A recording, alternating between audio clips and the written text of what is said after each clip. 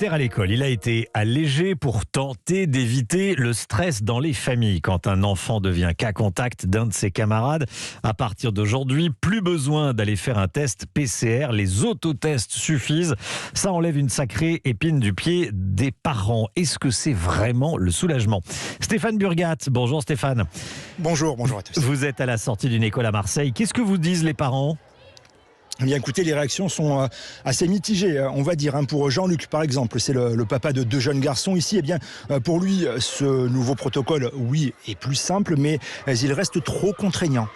C'est allégé, mais ça n'est pas encore assez, parce que c'est vrai qu'on sait que les enfants sont porteurs, mais en même temps, ils sont asymptomatiques pour la plupart, on le sait. Bah oui, ça allège un peu le protocole, mais bon, ça nous complique toujours la tâche, quoi. Donc ça fait quand même 3 tests à faire en 4 jours. Ils les gardent pas en classe pendant les 4 jours. Bon, voilà, après, nous, on a des vies, on travaille, et c'est compliqué, quoi.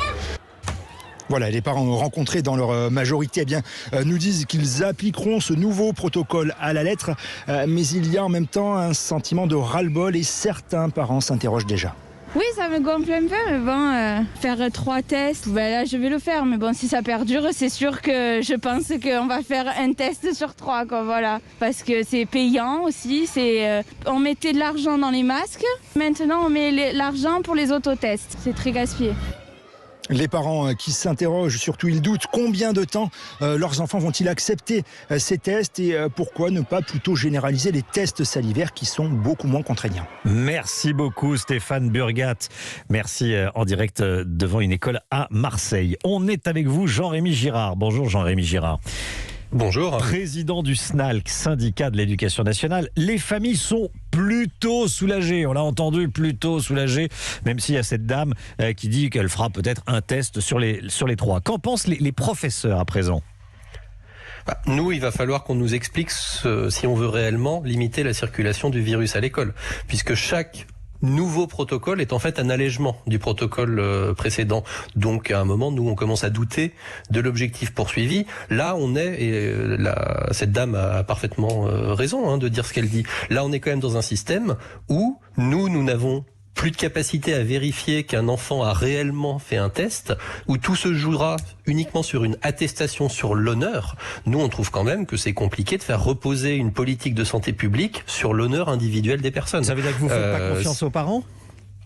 C'est pas qu'on fait pas confiance aux parents, mais on pense que les parents peuvent avoir du mal à trouver les fameux autotests qui apparemment seraient gratuits à partir de vendredi. Ce que vous nous dites, c'est que vous faites pas confiance aux parents. Une déclaration sur l'honneur, c'est une déclaration sur l'honneur.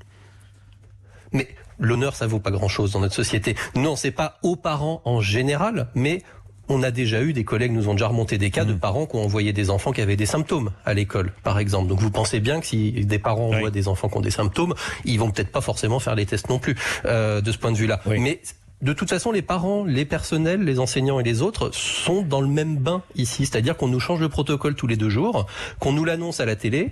Nous, on n'a toujours pas les nouvelles règles. Elles sont pas arrivées sur notre messagerie professionnelle. Elles sont même pas sur le site du ministère. Et c'est parce que je vous parle sur Europe 1 que je sais, c'est tel jour que tel truc change. Oui. Alors, quelle serait la solution alors ? Ça serait de fermer les classes au premier cas de Covid comme on faisait avant ? Parce que là, l'objectif du gouvernement, c'est de laisser les classes ouvertes et d'éviter que les enfants perdent des jours de classe, que les élèves perdent des jours de classe. Alors vous savez, quand il reste 5 élèves dans une classe, il y en a quand même 20 ou 25 qui sont en train de perdre un jour de classe dans ces cas-là. Mais pas forcément fermé au premier cas. Il y a un certain nombre de choses qui en fait n'ont pas été faites et aujourd'hui on en paye le prix. On n'a pas investi dans l'école depuis 1 an et demi. La politique de test, cette politique de test réactif, on l'avait expérimentée à l'éducation nationale. Le résultat était négatif, ça ne marchait pas. On n'arrivait pas quand le virus circulait beaucoup à tester suffisamment vite les enfants et c'est ce qu'on est en train de constater aujourd'hui.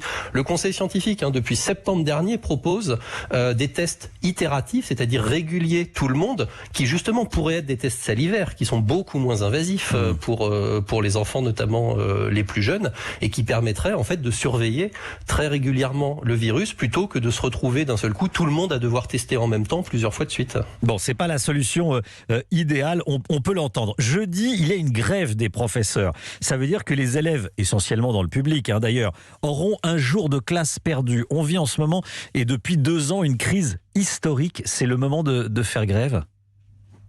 Oui, c'est clairement le moment de faire grève. On est d'accord qu'une journée de classe, c'est important. On le sait puisque c'est nous qui enseignons. Maintenant, là, à un moment, c'est plus possible. On peut pas continuer à gérer l'école n'importe comment, du jour au lendemain, annoncer des trucs à la télé. En fait, on ne respecte plus les personnels de l'éducation nationale, sachant que c'est nous, en fait, qui devons nous adapter. C'est pas Jean-Michel Blanquer dans son bureau qui est en train de s'adapter, hein. C'est nous, sur le terrain, qui devons essayer d'expliquer ce qu'on a compris aux parents. Et la plupart des parents, hein, qui nous font des retours, soutiennent, hein, d'ailleurs, cette grève. Ils comprennent les difficultés des personnels de l'éducation nationale. À un moment, faut quand même arrêter cette frénésie, faut poser très clairement l'objectif de départ. Est-ce qu'on veut vraiment limiter la circulation du virus? Si c'est le cas, alors ce n'est pas logique que les cas contacts puissent aller manger à la cantine et n'être récupérés par leurs parents que le soir. Ça n'a aucun sens pour limiter la circulation du virus, une mesure comme ça. Voilà, il faut qu'on se dise les choses de manière claire et il faut surtout qu'on nous laisse le temps de nous organiser quand on fait un changement. Qu'on pose les choses en disant ça commence la semaine prochaine. Ce genre de choses toutes simples. Merci Jean-Rémy Girard, merci d'avoir été en direct avec nous dans Europe Midi. Bon après-midi à vous.